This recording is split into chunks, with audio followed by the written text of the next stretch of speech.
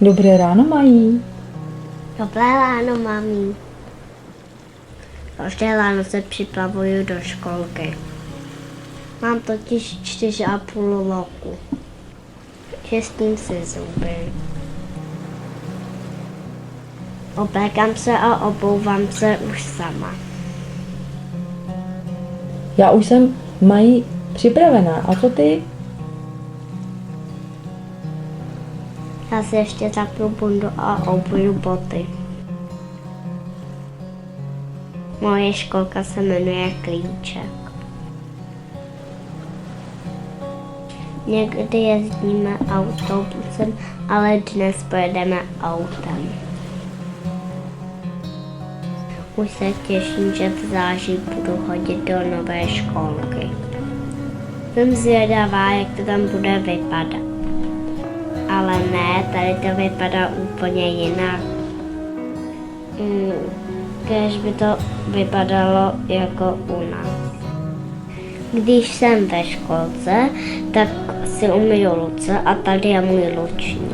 Ráno mě přivítá paní učitelka a vyberu si, co mě dnes zajímá.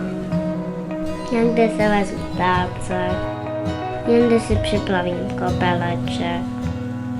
Zkrátka dělám to, co mě láká. Dnes to jsou červenomodlé tyče. Včera to byla sada s kapátkem, kde používám kapátko a míchám barvy.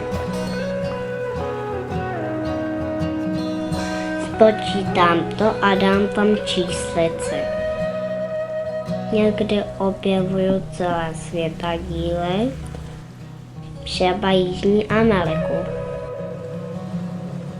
Dobře vím, že když to dokončím,